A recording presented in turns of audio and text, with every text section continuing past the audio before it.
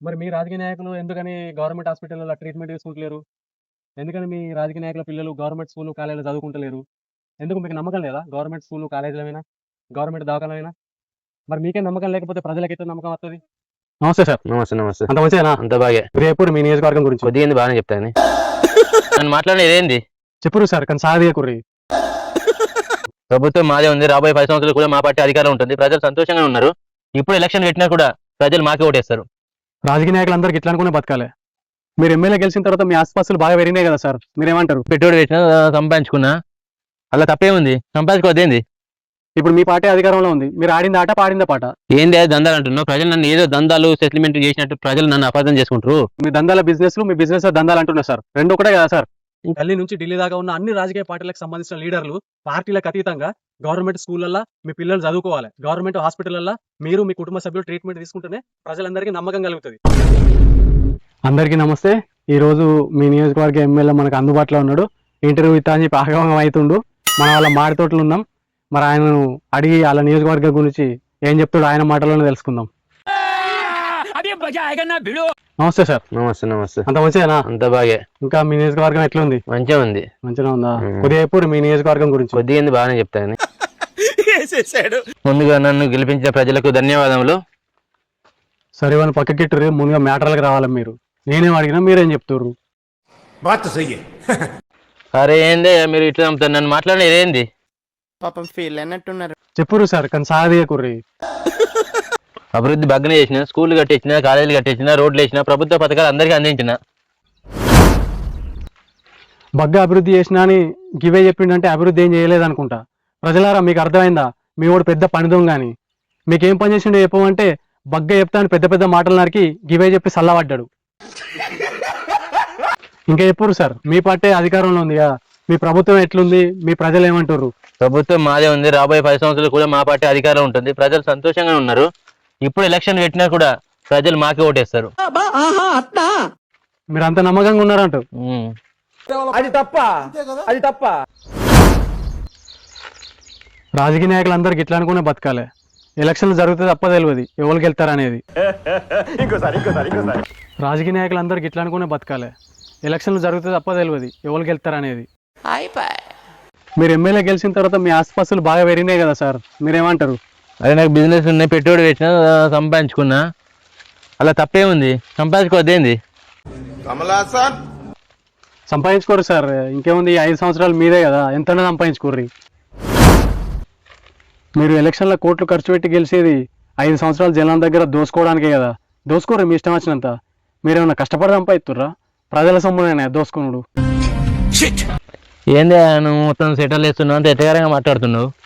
Sir, రాజకీయ నాయకుల బిజినెస్లు అన్ని లాభాలకు వచ్చేది వాళ్ళు గెలిచినప్పుడు, వాళ్ళ పార్టీ అధికారంలో ఉన్నప్పుడే కదా సార్. ఇందులో ఎటకారాలు సెటైర్లు ఏమున్నాయి సార్? ఏదో తేడాగా ఉందేంటి? మరి రాజకీయ నాయకులు ఎలక్షన్లో ఓడిపోయినప్పుడు ఎందుకో బిజినెస్లో లాభాలు రావు, నష్టాలు వస్తాయి. మాకు తెలియదు ఏంది మీ దందాల గురించి? అంతేగా అంతేగా. ఏంది నువ్వు ఎట్లా అంటావు? మీ బిజినెస్ చేసుకోవద్దేంది? సార్, మీరు దందాలు వేసుకోర్రి, మేము ఎందుకు వద్దంటాం? ఎన్ని దందాలైనా వేసుకోర్రి. ఇప్పుడు మీ పార్టీ అధికారంలో ఉంది. మీరు ఆడింది ఆట, పాడిందా పాట. ఎన్ని దందాలైనా వేసుకోర్రి, ఎవరొద్దంటారు? ఏంది దందాలు అంటున్నావు? ప్రజలు నన్ను ఏదో దందాలు సెటిల్మెంట్ చేసినట్టు ప్రజలు నన్ను అపార్థం చేసుకుంటారు. ఇంకోసారి అట్లా అనద్దే బాయ్. నటించకు. అదే సార్, మీ దందాల బిజినెస్లు, మీ బిజినెస్ దందాలు అంటున్నారు సార్. రెండు ఒకటే కదా సార్? ఏం మాట్లాడుతున్నావురా? ఇంకోసారి దందాలు అనేదే బాబు. ప్రజలు నన్ను ఏదో అపార్థం చేసుకుంటారు దందాలు అంటే. ఇది ఏసీటీ దందాలు, మళ్ళీ దందాలు ఎత్తున్నా అనకాన పట్టే. కొద్దిగా లేస్తే భయపెట్టుడు, బెదిరించుడు, బ్లాక్మెయిల్ చేసుడు, ఇసుక రవాణా చేసుడు, చెంచగాళ్ళకి చెప్పి బెదిరించి పైసలు వసూలు చేసుడు, ఇవన్నీ దందాలు కాకపోతే ఏంటి? మళ్ళీ బిజినెస్ అన్నమాట, బిజినెస్లు.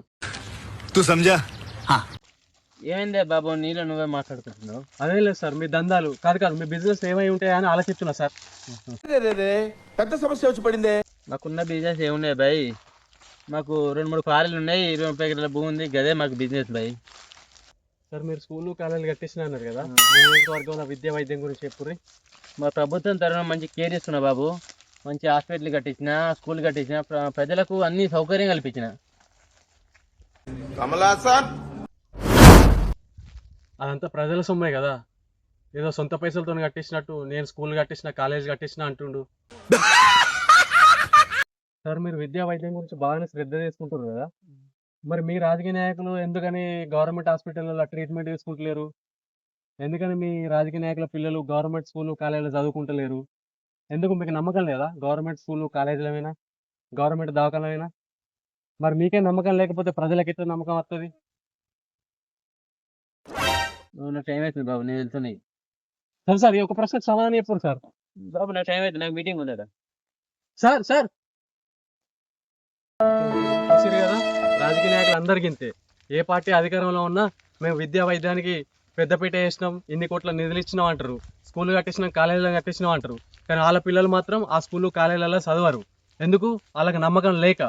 కానీ వాళ్ళ పిల్లలు మాత్రం పెద్ద పెద్ద ఇంటర్నేషనల్ స్కూళ్ళు కాలేజీలలో చదువుతారు. అంతేగా అంతేగా రాజకీయ నాయకులు అందరూ వాళ్ళ పిల్లలకి ఏదైనా రోగం నొప్పులు వస్తే పెద్ద పెద్ద కార్పొరేట్ హాస్పిటల్కి పోయి ట్రీట్మెంట్ తీసుకుంటారు. ఎందుకు? ప్రభుత్వ హాస్పిటల్కి ఎందుకు పోరు? ఎందుకంటే మీకు నమ్మకం లేక. మమ్మల్ని పాలించే మీకే ప్రభుత్వ హాస్పిటల్ మీద నమ్మకం లేకపోతే మాకెట్లా నమ్మకం కలుగుతుంది? ప్రజలకు ఎట్లా నమ్మకం కలుగుతుంది? అంతేగా అంతేగా అన్ని రకాల వసతులు కల్పించినామని చెప్తారు. ఎందుకని మీరు ప్రభుత్వ హాస్పిటల్లో ట్రీట్మెంట్ తీసుకోరు? మీరు తీసుకుంటారు ఇక ప్రజలకు నమ్మకం కలిగేది. గల్లీ నుంచి ఢిల్లీ దాకా ఉన్న అన్ని రాజకీయ పార్టీలకు సంబంధించిన లీడర్లు పార్టీలకు అతీతంగా గవర్నమెంట్ స్కూళ్ళల్లో మీ పిల్లలు చదువుకోవాలి, గవర్నమెంట్ హాస్పిటళ్ళల్లో మీరు మీ కుటుంబ సభ్యులు ట్రీట్మెంట్ తీసుకుంటేనే ప్రజలందరికీ నమ్మకం కలుగుతుంది. ఆ తర్వాత వాళ్ళందరూ ప్రభుత్వ స్కూళ్ళకు వాళ్ళ పిల్లల్ని పంపిస్తారు, ప్రభుత్వ హాస్పిటల్లో వాళ్ళు ట్రీట్మెంట్ తీసుకుంటారు.